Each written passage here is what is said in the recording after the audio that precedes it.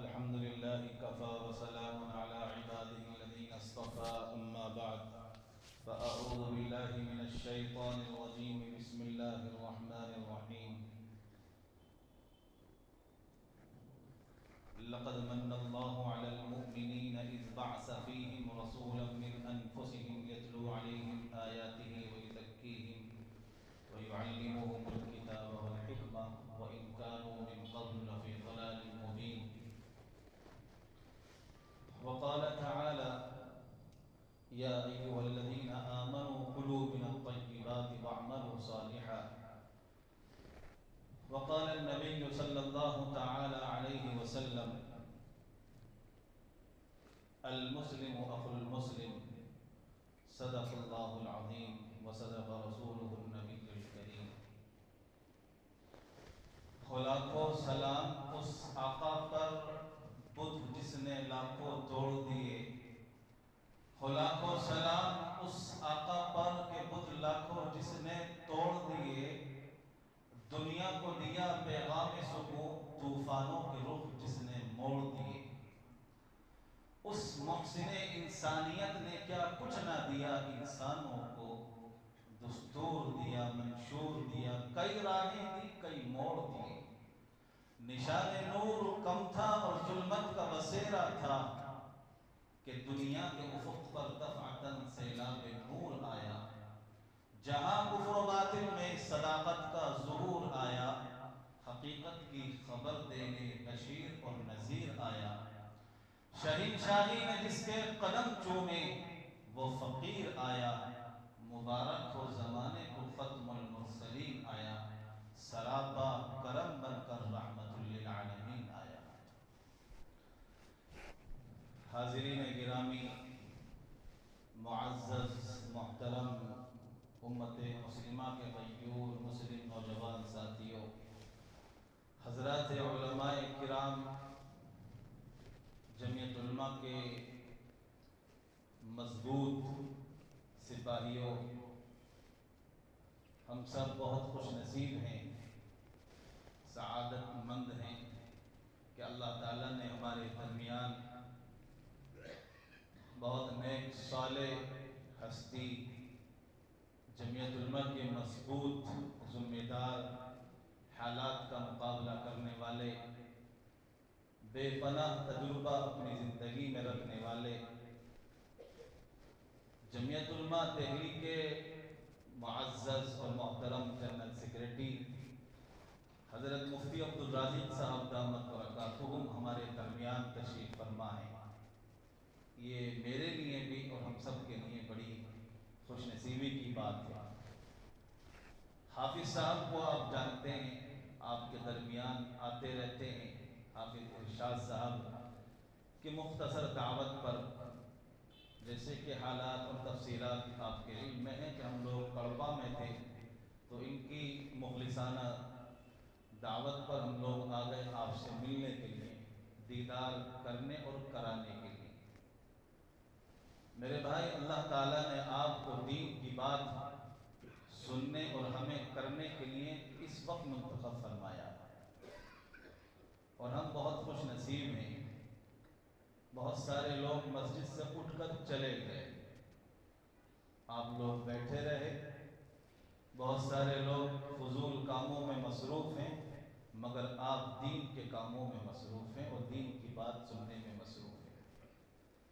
تو اللہ کے نزدیک جہاں تک میں نے پڑھا ہے، مجھے اتنا تو یقین ہے کہ آپ سے بڑا خوش نصیب انسان کوئی اور نہیں ہو سکتا، اور کیونکہ اللہ کا وعدہ بھی ہے ایسی مجلسوں پر کہ جہاں دین کی مجلس منعقد ہو، قائم ہو، اور اللہ اس پر مغفرت کے فیصلے نہ فرمائے، یہ ہو نہیں سکتا۔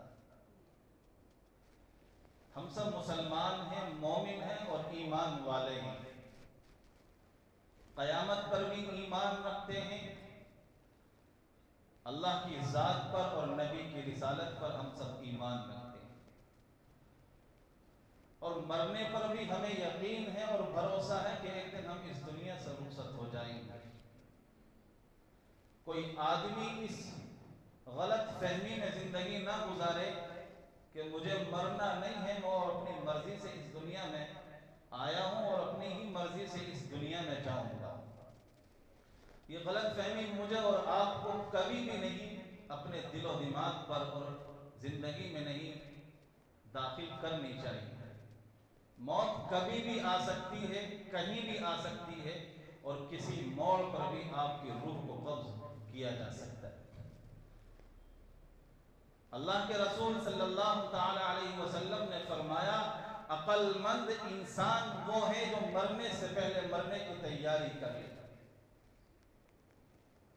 کیا ہمارے درمیان جنازے نہیں اٹھتے؟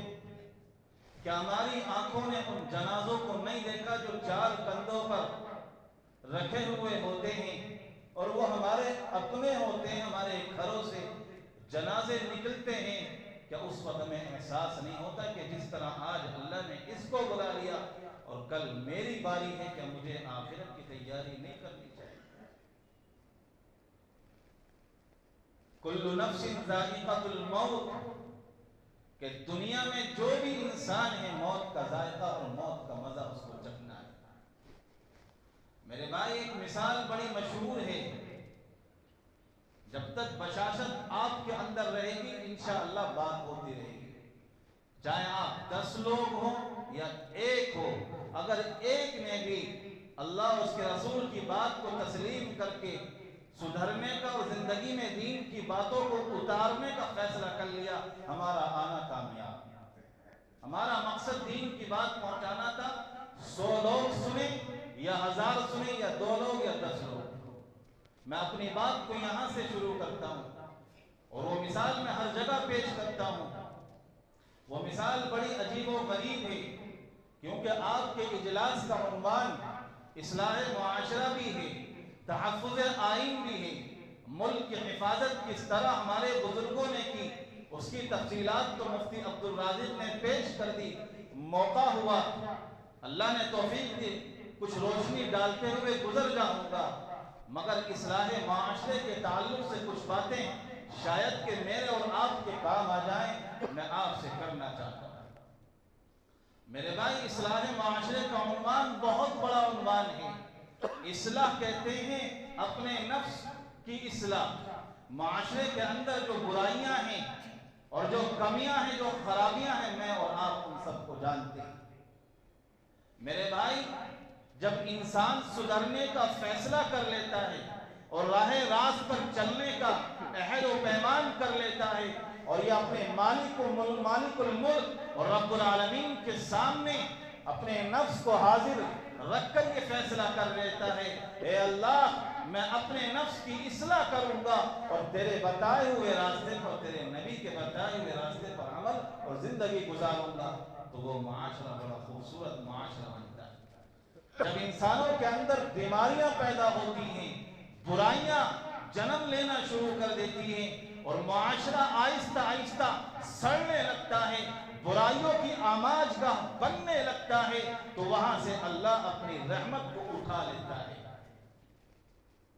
میرے بھائی، وہ مثال کیا ہے؟ وہ مثال یہ ہے کہ ایک استاد کچھ بچوں کو جغرافیائی اور سائنس کا کوئی علم پڑھا رہے تھے اور دنیا کا نقشہ ان کے ہاتھ میں تھا، اور انہوں نے دنیا کے نقشے کو بچوں کے سامنے ٹکڑے ٹکڑے کر کے پھاڑ ڈالا اور بچوں کے سامنے اس دنیا کے نقشے کو رکھ دیا، اور رکھنے کے بعد بچوں سے یہ کہا کہ یہ دنیا کا نقشہ تھا، اب یہ پھٹا ہوا ہے، اب تمہاری ذمہ داری یہ ہے کہ دنیا کے نقشے کو ویسا ہی بناؤ جیسے میں نے تمہیں دکھایا تھا۔ یہ کام بڑا مشکل تھا، آسان کام نہیں تھا، لوہے کے چنے چبانے کے برابر تھا۔ وہ معصوم بچے، وہ طفل مکتب جو ابھی انہوں نے دنیا بھی نہیں دیکھی، سائنس کا علم نہیں، جغرافیہ کا علم نہیں، پہاڑوں کا علم نہیں، دریاؤں اور ہواؤں اور سمندر کا علم نہیں، جنوب اور شمال کا علم نہیں، مشرق اور مغرب کا علم نہیں، استاد نے اتنا بڑا کام دے دیا، بچے گھبرا گئے، مگر استاد کا حکم تھا، بچے منع نہیں کر پائے، منع بھی کیا مگر استاد نے کہا کہ بنانا پڑے گا، نہیں تو چھٹی نہیں ملے گی۔ میرے بھائی استاد چلے جاتے ہیں، بچے سر پکڑ کر بیٹھ جاتے ہیں، اور میرے بھائی غصہ آدھا گھنٹہ گزرا، 1 گھنٹہ گزرا، 2 گھنٹے گزرنے کے بعد بچوں کی حالت خراب ہو گئی اور غصے سے دل ملا گئے، اور بچوں نے اس کاغذ کے ٹکڑے کے ڈھیر کو ہاتھوں میں اٹھا کر ہوا میں اچھال دیا، اور کاغذ کے ٹکڑے ہوا میں اڑے، کچھ الٹے گرے، کچھ سیدھے گرے۔ ایک بچے کی نگاہ اس کاغذ کے الٹے ٹکڑے پر پڑی جس پر انسان کی ایک ٹانگ بنی ہوئی نظر آئی، اور دوسرے ٹکڑے پر جب نظر پڑی تو اس پر کان بنا ہوا نظر آیا، اور بچوں نے جب کاغذ کے ٹکڑے کو الٹنا اور پلٹنا اور سیدھا کرنا شروع کیا تو کچھ نہ کچھ کان بنا ہوا، سر بنا ہوا، ناک بنی ہوئی نظر آئی۔ تو بچوں نے یہ مشورہ کیا کہ دنیا کا نقشہ تو ہم سے بن نہیں سکتا، اور ہمیں اتنی معلومات نہیں، علم نہیں، نالج نہیں، اور سمجھ کے پرے ہے، ہم نہیں بنا سکتے یہ کام، یہ دنیا کا نقشہ نہیں بنا سکتے۔ چلو انسانوں کے جو اعضاء ہمیں ملے ہیں، انسان بنانے کی کوشش کرتے ہیں، تمام ٹکڑوں کو جوڑتے ہیں اور کوشش کرتے ہیں کہ کچھ نہ کچھ شکل تو بن کے تیار ہو جائے تاکہ استاد کی پٹائی سے بچنے کا کوئی راستہ تو مل جائے۔ ناک کی جگہ ناک، کان کی جگہ کان، ٹانگ کی جگہ ٹانگ، ہاتھ کی جگہ۔ دیکھتے دیکھتے بچوں نے انسان کے سارے اعضاء اور ٹکڑے صحیح جوڑ دیے، اور کچھ لمحوں کے بعد جب انہوں نے دیکھا تو انسان بن کر تیار ہو جاتا ہے۔ بچے بڑے خوش ہوئے کہ چلو بات تو کٹا کہ دنیا کا نقشہ تو نہیں بنا، انسان بنا دیا ہم نے، انسان کی تصویر بنا دی۔ اور بچوں کے دماغ میں بات آئی، چلو ہم نے یہ انسان تو بنا دیا، چلو اس کو پلٹ کر تو دیکھتے اس کے پیچھے کیا بن کر تیار ہوا۔ آپ یقین جانیں گے جب بچوں نے اس کاغذ کے پورے نقشے کو اور انسان کی تصویر کو پلٹ کر دیکھا تو جب دیکھتے ہیں تو دم رہ جاتے ہیں کہ دنیا کا نقشہ بن کر خود بخود تیار ہو جاتا ہے، اور ان کی خوشی کا کوئی ٹھکانہ نہیں۔ اور بچے معصوم ہوتے ہیں، سچ بولا کرتے ہیں، اور بھاگ کر، دوڑ کر، اچھل کود کر اپنے ماسٹر صاحب اور استاد جی کے پاس جاتے ہیں اور کہتے ہیں کہ دنیا کا نقشہ ہم نے بنا دیا۔ استاد بھی بڑے تعجب میں کہ تم نے دنیا کا نقشہ کیسے بنایا؟ کچھ دیر کے بعد بچوں نے کہا کہ حقیقت تو یہ ہے، سچائی یہ ہے کہ دنیا کا نقشہ ہم سے نہیں بن پایا، کوشش کی، ماتھا بچی کی، بہت بھی تلاش و بسیار کے بعد، محنت کے بعد ہم سے نہیں بن پایا۔ ہاں، ہم نے انسان کی تصویر بنا دی، اور جب ہم نے اس کو پلٹ کر دیکھا دنیا کا نقشہ خود بخود بن کر تیار ہو گیا۔ تو استاد نے وہ تاریخی بات کہی، میرے نوجوان ساتھیوں، یہ بات دانتوں سے باندھ لو، دامن میں سمیٹ کر لے جاؤ اور اپنی زندگی کو سامنے رکھو۔ اب اس سے پہلے جو زندگی تمہارے گناہوں میں گزری ہے، نافرمانی میں گزری ہے، نبی کو ناراض کر کے گزری ہے، اللہ کو ناراض کر کے اللہ کو غضب اور غصہ دلانے میں گزری ہے، آج اس مثال کے ذریعے اپنی زندگی کے اندر اصلاح کا جذبہ پیدا کرتے جاؤ۔ استاد نے بچوں سے وہ تاریخی بات کہی، کہا کہ میں تمہیں ایک بات سمجھانا چاہتا تھا اور ایک بات بتلانا چاہتا تھا۔ وہ بات یہ تھی کہ سنو گرگیشوری کے مسلمانوں، اس ماسٹر نے جو پیغام دیا وہ تمام انسانوں کے لیے تھا، میرے لیے تھا، تمام ان باشعور مسلمانوں کے لیے تھا کہ اگر اس مثال سے تب نہیں سمجھا تو یاد رکھنا تو نے اپنی زندگی میں کچھ کیا ہی نہیں۔ اس ماسٹر نے کہا کہ جب انسان بنتا ہے تو دنیا بنتی ہے، اور جب انسان بگڑتا ہے تو دنیا بگڑتی ہے، اور جب انسان سدھرتا ہے تو معاشرہ خوبصورت بن کر تیار ہو جاتا ہے، اور معاشرے کے مسلمان معاشرے کے نوجوان جب بگڑتے ہیں تو گھروں میں برائیاں پیدا ہوتی ہیں، معاشرہ گناہوں کی دلدل میں پھنس جاتا ہے۔ کیا تمہیں اور مجھے یہ احساس ہے؟ مسجد میں بیٹھا ہوا کوئی شخص، اللہ کا بندہ یہ گارنٹی دے سکتا ہے کہ ایک قدم باہر نکال کر کیا میں اور آپ زندہ بچ سکتے ہیں؟ کیا میری روح قبض نہیں ہو سکتی؟ کیا اپنے مال دولت پر یا اپنی پراپرٹی پر یا جاہو جلال پر یا تکبر میں زندگی گزار کر کہ تم کس کو اپنا نفع دکھلاتے ہو، عقل کس کو دکھلاتے ہو؟ بڑے بڑے شاہ، بڑے بڑے بادشاہ، جاؤ قبرستانوں میں، تمہیں وہاں موت نظر آئے گی، جو پہلے سے تمہارے وہ سوئے ہوئے نظر آئیں گے، جو اپنے پیسوں پر پراپرٹی پر ناز کرتے تھے، آج ان کی قبروں پر منو من مٹی نظر آئے گی۔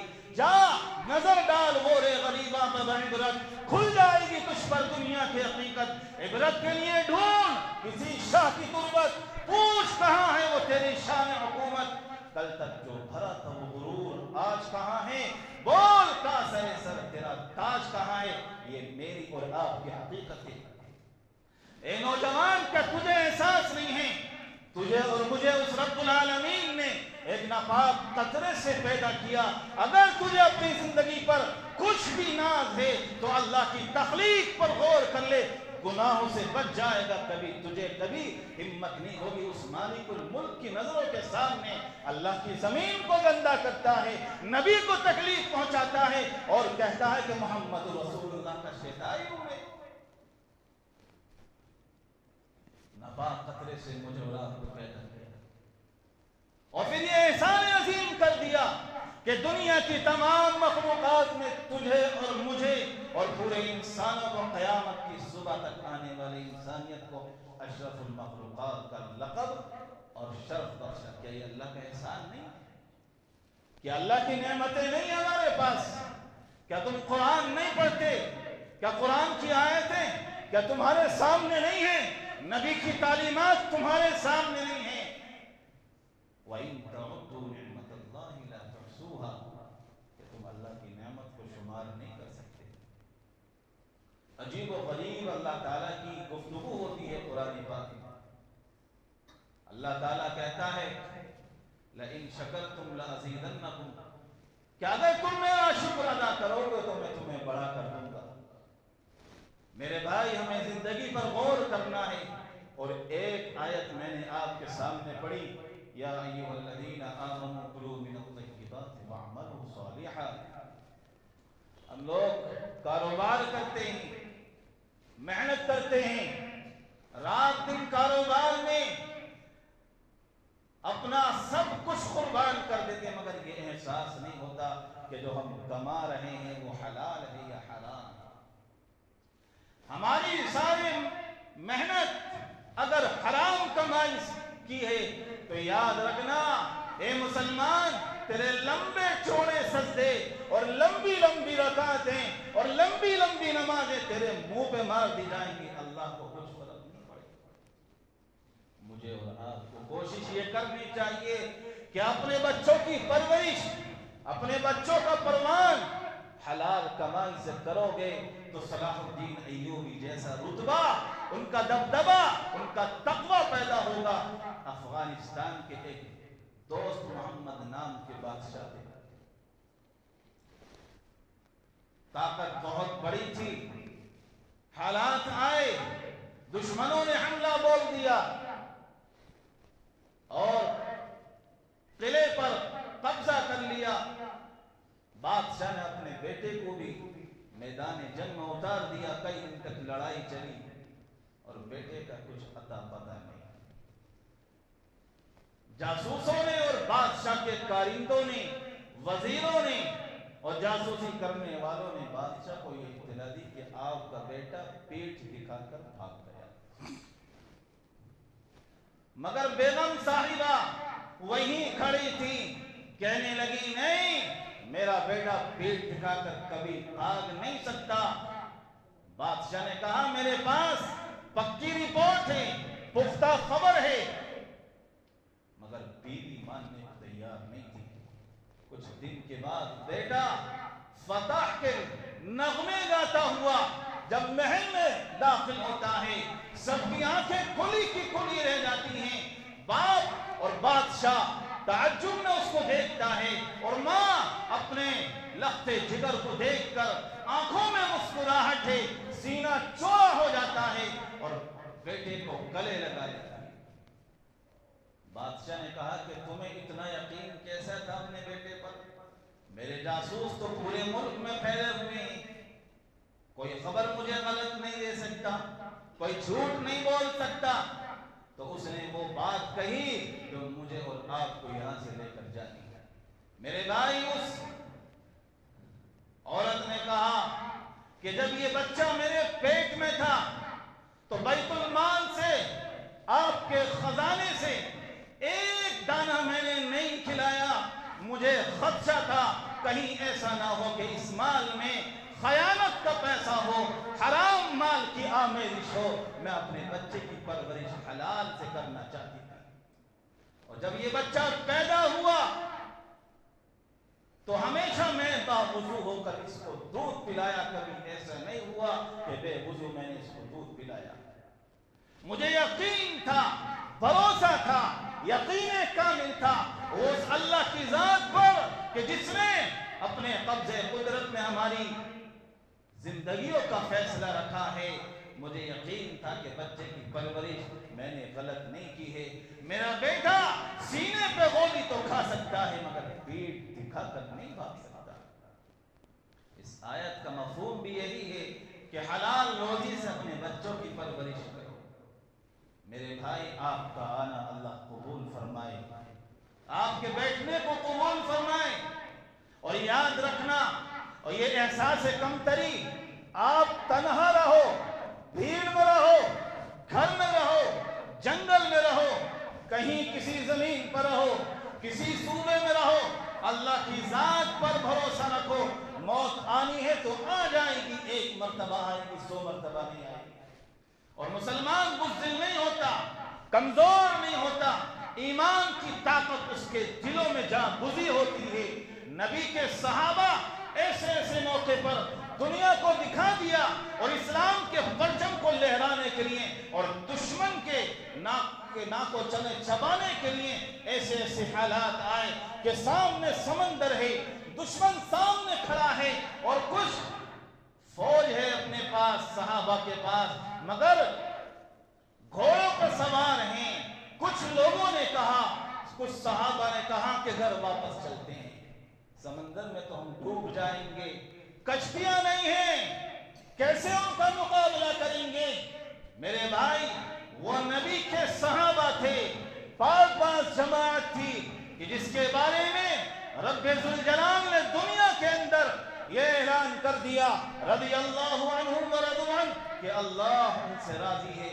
صحابہ کے دلوں کے اندر ایمانی حرارت تھی، اور ایمان کا چراغ جل رہا تھا، اور شہادت کے گانے اور شہادت کے نغمے ان کی زبانوں پر زبردست رہتے تھے۔ میرے بھائی، جو سپاہی تھے، امیر تھے، انہوں نے کہا نہیں، یہاں پر بھی اللہ ہماری مدد کرے گا۔ تو شاعروں نے ان کی ترجمانی کرتے ہوئے یہ لکھا کہ سامنے سمندر کا راستہ نہیں تھا، مگر اللہ نے ان کے لیے راستے بنا دیے۔ شاعر کیا کہتا ہے کہ دشت و دشت دریا بھی نہ چھوڑے ہم نے، بحر ظلمات میں دوڑا دیے گھوڑے۔ میرے بھائی، جمعیت علماء کسی بھی مسلمان کو بزدل نہیں دیکھنا چاہتا۔ وہ 85 سال کا بوڑھا آدمی،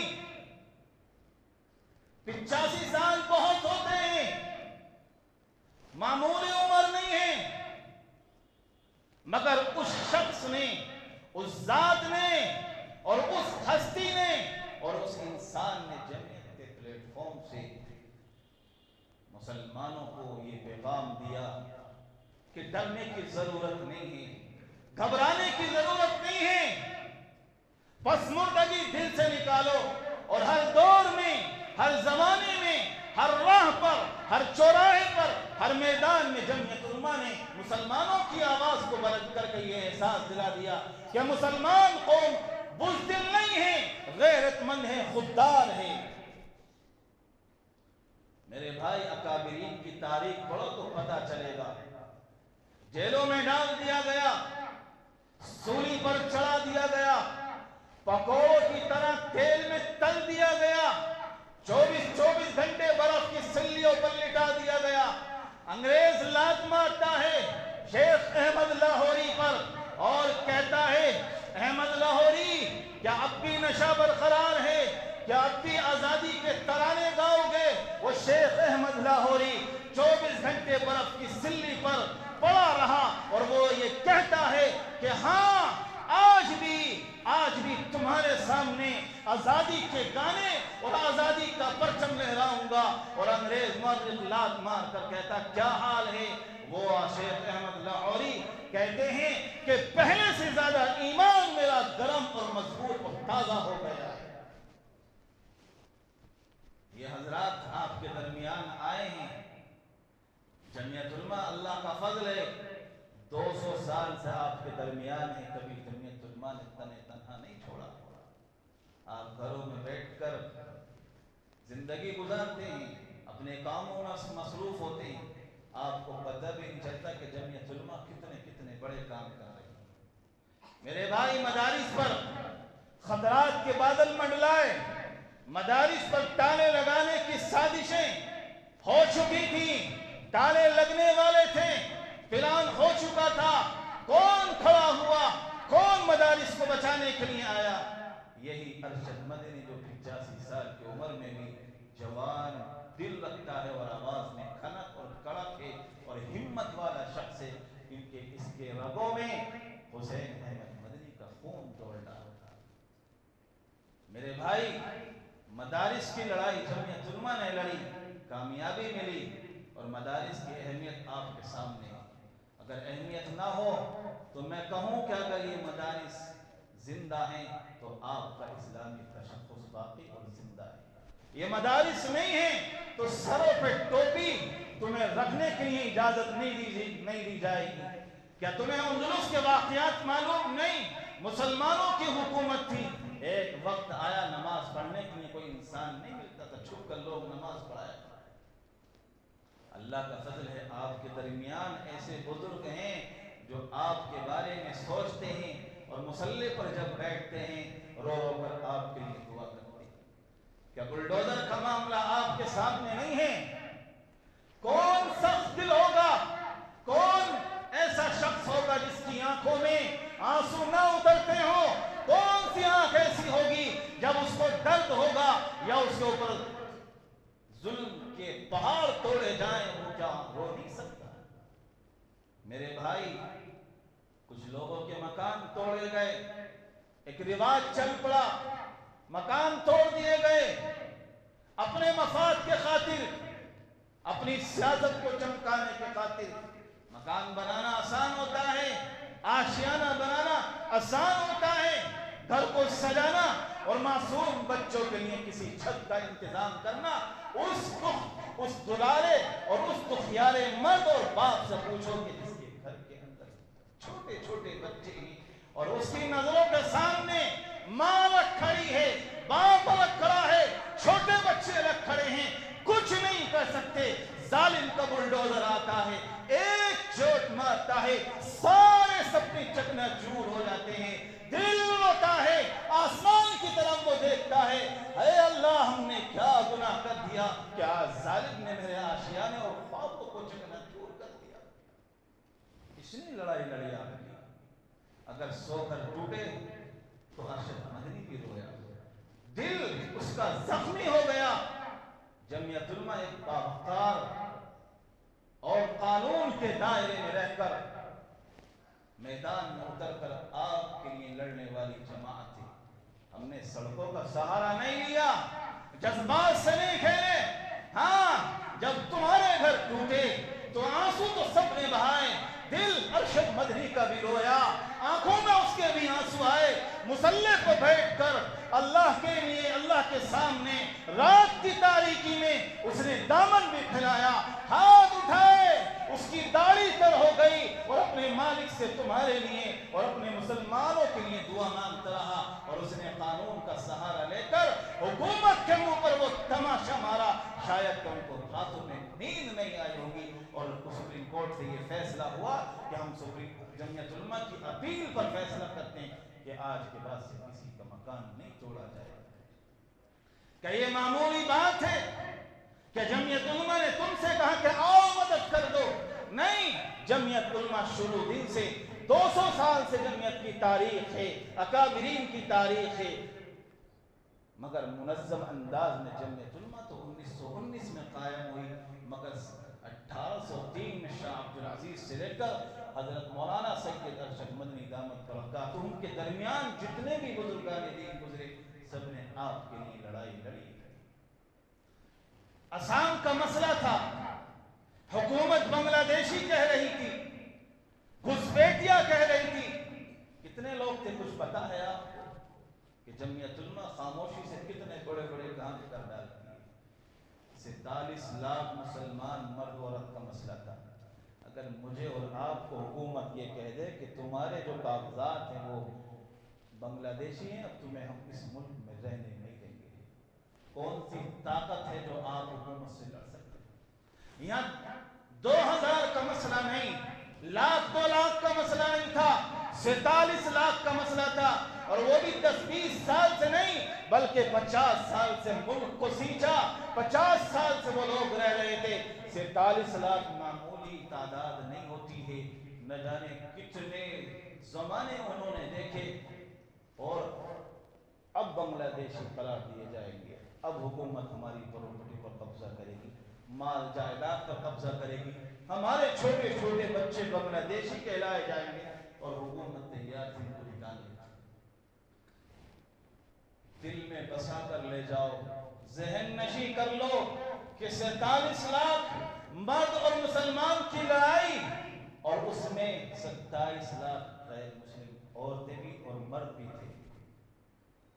جمعیت علماء نے 50 پر 53 مرتبہ فائٹ لڑی ہے، بہت بڑی طاقت سے بڑے بڑے لائروں کو کھڑا کر کے 53 مرتبہ کروڑوں روپے خرچ کیے، اور جمعیت علماء نے بالآخر وہ کیس جیتا، اور ان کے اوپر جو بنگلہ دیشی ہونے کی تلوار لٹک رہی تھی، اللہ کے فضل و کرم سے، اللہ کی مدد اور اس کی نصرت سے، اور ارشد مدنی دامت برکاتہم کی دعاؤں اور ان کی محنت کوشش سے ایک دن تاریخ کا وہ دن آتا ہے کہ سپریم کورٹ فیصلہ کرتی ہے کہ یہ جو 50 سال سے رہ رہے ہیں یہ بنگلہ دیشی نہیں ہیں، یہ ہندوستانی ہیں، یہ آسامی ہیں، یہ ہندوستان کے شہری ہیں۔ حضرت نے وہ جملہ کہا تھا، اور اس سے زیادہ آج کے اس کے بعد حضرت کو خوش ہوتے ہوئے، مطمئن ہوتے ہوئے نہیں دیکھا۔ حضرت نے کہا کہ اس فیصلے سے مجھے سب سے زیادہ خوشی آج ہوئی، اس سے پہلے نہیں ہوئی تھی، اور اللہ کا فضل ہے جمعیت علماء کے حق میں وہ فیصلے ہوئے۔ بہت بڑی خدمات جمعیت علماء کی جو آپ کے سامنے بیان کی گئی۔ میرے بھائی، جو کچھ سنا آپ میرے لیے بھی ہم سب کے لیے دعا کریں کہ اللہ ہمیں عمل کی توفیق مرحمت فرمائے، حلال روزی کی توفیق عطا فرمائے، اور رزق حلال بہت بڑی دولت ہے، تھوڑا ہی صحیح مگر وہ برکت کا رزق ہوتا ہے۔ اللہ ہمارے بیٹھنے کو بے حد قبول فرمائے۔ حافظ ارشاد صاحب نے، جمعیت علماء گرگیشوری نے اور یہاں کے تمام علماء نے اپنے حد تک جتنی بھی کوشش کی، بہت اچھی کوشش ہے، اللہ آپ کے بیٹھنے کو بے حد قبول فرمائے۔